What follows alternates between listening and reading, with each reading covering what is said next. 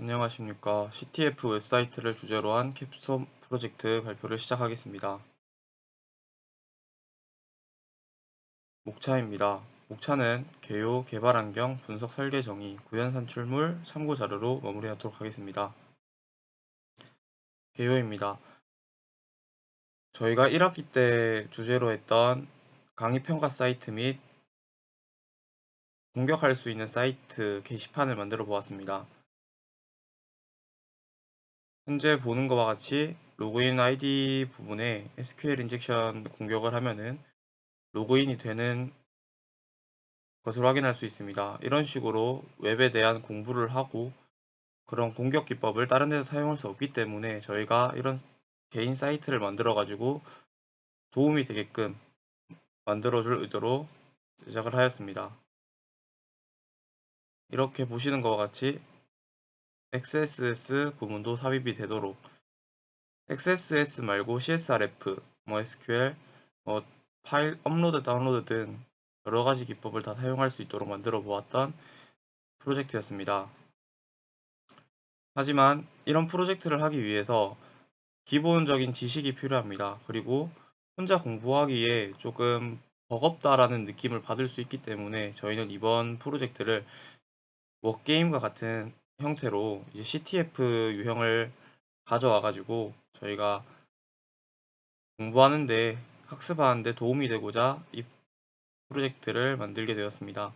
개발 목적으로서는 실용성, 효율성, 일반성이 있습니다. 효용성에는 사용자가 보안 정책을 걱정하지 않고 마음 놓고 본인이 공부하고 싶은 취약점에 대해 공부하고 문제를 풀 수 있도록 되어 있습니다. 다음에 효율성으로 분야별로 베이스부터 난이도 있는 문제를 제작하여 사용자로 하여금 점차 실력을 늘릴 수 있도록 하는 문제들을 제작하였습니다.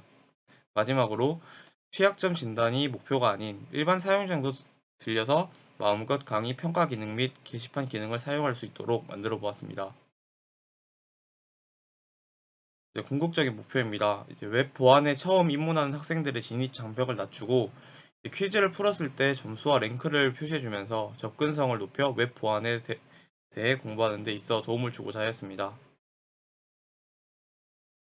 다음은 개발 환경입니다. 개발 환경은 저희는 JSP나 자바를 이용해서 사용하기 때문에 이클립스를 사용하였고 이제 사용자들과 문제에 대한 것들에 대해 저장을 하기 위해서 데이터베이스 MySQL 워크벤치를 사용하였고 이제 서버를 돌려야 되는데 서버는 아파치 톰캣을 사용하였습니다. 그 외에 프레임워크로 부트스트랩과 JSP를 사용하였습니다. 전체적인 일반 사용자의 정의입니다. 일반 사용자는 로그인을 하게 되고 이제 퀴즈 분야를 선택하게 됩니다. 퀴즈 분야는 총 4가지로 웹, 암호학, 이제 포렌식과 리버싱이 있습니다. 원하시는 분야에 들어가셔서 해당 문제를 클릭하게 되면은 파일을 업로드가 되어 있을 겁니다. 그 파일을 다운로드 받고 거기에 문제를 풀게 되면은 이제 플래그를 획득할 수 있습니다. 플래그를 획득하고 플래그를 입력을 하게 되면은 점수가 획득됩니다. 이 점수를 가지고 DB에 저장되어 있던 계정에서 점수가 올라가게 되고 그 점수를 확인할 수 있는 랭킹 표시까지 할 수 있게끔 만들었습니다. 관리자 같은 경우는 로그인을 하게 되고 이제 퀴즈 제작 및 업로드가 주가 되는 업무를 맡게 되었고 일반 사용자들은 퀴즈 업로드 및 업로드가 안 되게끔 만들어 놨기 때문에 관리자만 업로드가 되게끔 만들어 놓았습니다. 다음은 전체적인 데이터베이스 설정을 설명드리겠습니다.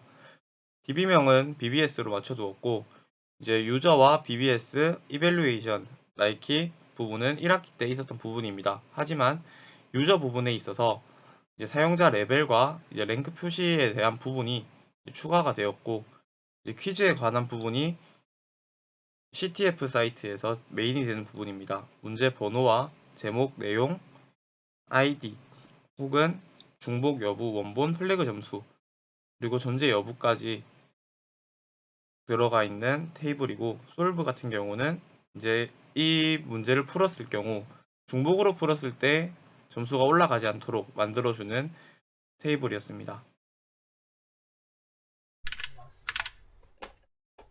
다음으로는 구현 산출물 다이어그램에 대해 설명하겠습니다. 유저, 퀴즈, 솔브, 라이키, 이벨루이션, BBS 테이블이 존재합니다.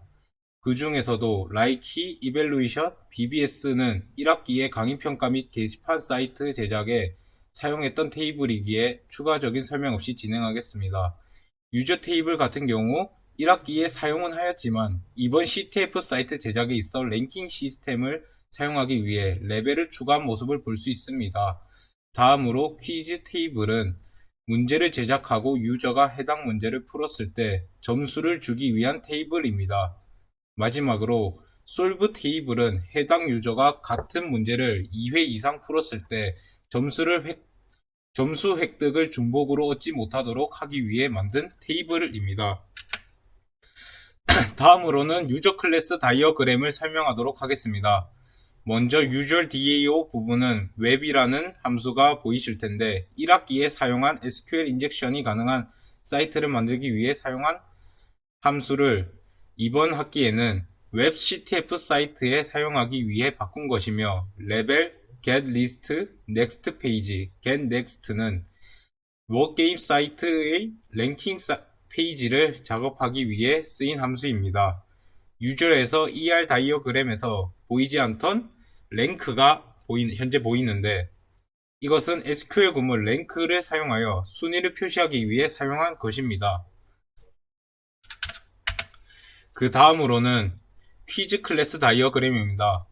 현재 퀴즈의 QID는 문제 번호이고 Q타이틀은 제목, Q콘텐츠는 내용입니다. 현재 유저 ID는 관리자만 문제를 작성할 수 있다는 것을 나타내기 위해 사용한 것입니다. Q타입은 문제 분야를 표시한 것인데 웹, 포렌식, 암호학, 리버싱 4가지의 카테고리로 나누기 위해 나누었습니다. 그 다음 Q데이트는 작성 일자를 표시하는 것입니다. 그 다음 파일과 오리 파일 같은 경우는 게시판 작성을 하며 파일이 필요한 문제를 만들 시에는 이제 업로드와 다운로드를 사용하기 위해 이제 사용을 하였습니다. 그 다음 Q 플래그는 해당 문제에 대한 정답을 표시하기 위한 속성입니다. 그 다음 Q 스코어는 정답을 맞출 시 유저에게 주어지는 해당 문제의 점수 속성입니다. 그 다음 Q available은 해당 문제에 오류가 있어 삭제를 할 경우 유저 인터페이스에서는 삭제되지만 데이터베이스에는 남겨두기 위한 속성입니다. 그 다음으로 퀴즈 DAO 부분에서 퀴즈 데이트 부분은 이제 작성 날짜를 표시하기 위해서 사용한 함수입니다. QNext 같은 경우는 페이징 작업을 하기 위해 사용한 함수입니다. 그 다음에 write 함수는 글 작성을 위해서 사용한 함수라고 보시면 되겠습니다. 그 다음으로는 현재 보시는 것과 같이 get list w, next page w, get list f, next page f 이런 식으로 w, f, c, r 순으로 표시가 된 것이 보이는데 각 분야별로 리스트와 페이징 작업을 위해 사용한 함수들이라고 보시면 되겠습니다.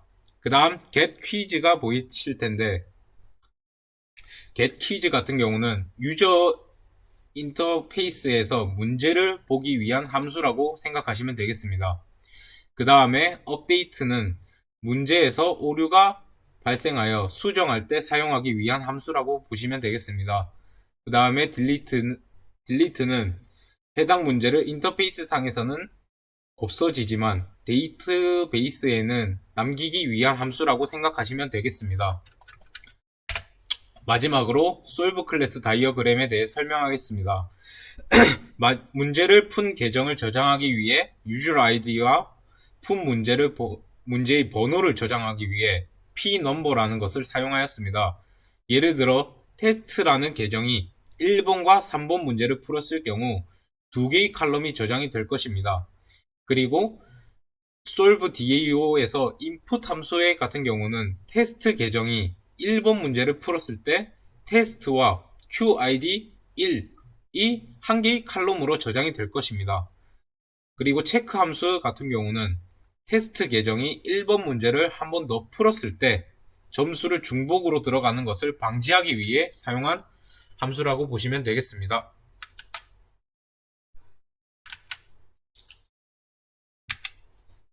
네, 지금부터 구현 산출물 각 분야별 CTF 문제, 예시 문제를 하나씩 풀어보도록 하겠습니다.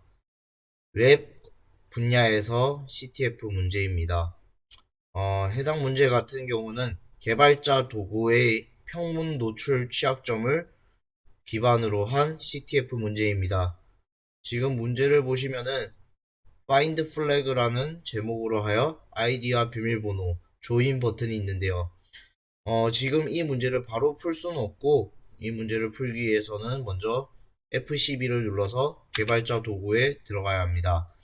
개발자 도구에 들어가시면, 힌트는 조인에서 id와 pw가 같다 라는 의미의 평문이 노출되어 있는 것을 확인할 수 있습니다.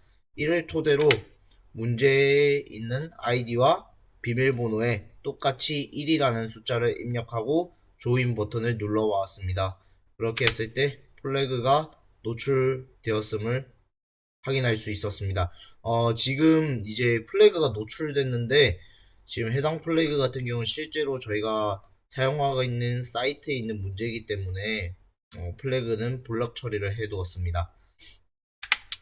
다음은 포렌식에서 스테가노그래피를 이용한 문제를 만들어 보았습니다.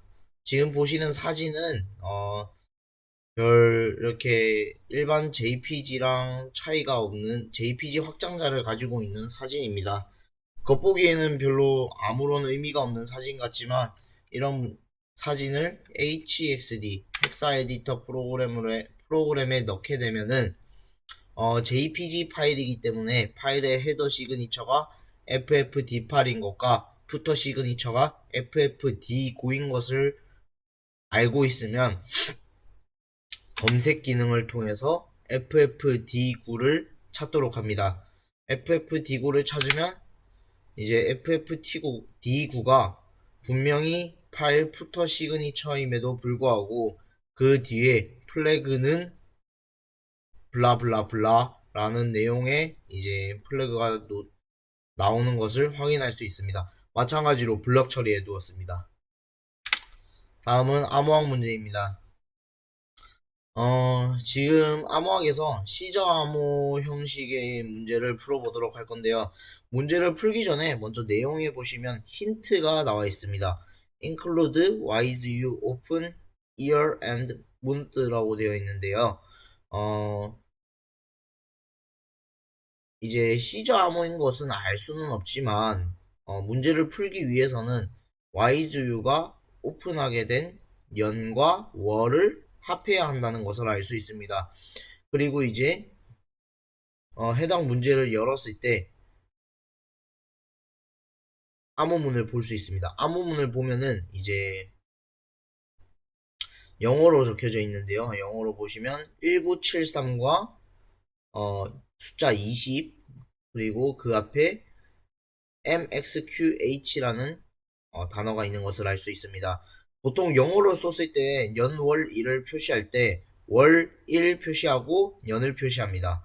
그래서 1973은 연도라는 것을 알 수 있고 20은 일을 날짜를 뜻하고, 그럼 MXQH가 월을 뜻한다는 뜻인데, 월에는 이제 네 글자로 들어가는 월을 생각해 보았습니다. 제가 생각했을 때 준하고 줄라이 이렇게 두 개 있나요? 네, 두 개 있네요. 이렇게 두 개 있었는데, 그래서 제가 준을 생각해서 먼저 6과 1973이 힌트라고 생각했습니다. 그래서 1973 더하기 6을 하면 1979입니다. 이 1979를 이제 디코더 사이트에 시저 암호로 해서 키값을 넣었을 때 플래그가 나오는 것을 알 수 있습니다. 여기 보시면 이제 평문이 나오고요. 이제 플래그가 이쪽에 있는데 마찬가지로 블럭 처리해 두었습니다. 마지막은 이제 리버싱 문제입니다. 리버싱 문제 같은 경우는 굉장히 문제가 만들기 까다로워서 저희가 이제 직전 학기 때 배웠던 리버싱 문제에서 크랙미라는 파일에서 이 파일을 크랙했을 때 원래 기존에 뜨던 창이 아닌 그 창에서 메시지 내용을 플래그를 나오는 형식으로 이제 헥사 값을 바꿔서 만들어 놨습니다. 해당 크랙미라는 파일을 크랙하게 되면은 이런 식으로 플래그가 나오는 형식으로 만들어 두었습니다. 그리고 이제 저번 학기랑은 다르게 이번 학기 같은 경우는 유저들 간의 점수가 있고 그걸 통해서 이제 랭킹을 볼 수 있는 제도를 만들어 보았는데요.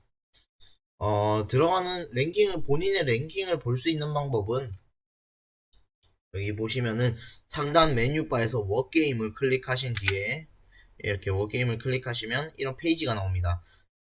여기서 중간 하단에 있는 랭킹이라는 버튼을 클릭하게 되면 이런 식으로 랭킹이 나오는 것을 확인할 수 있습니다.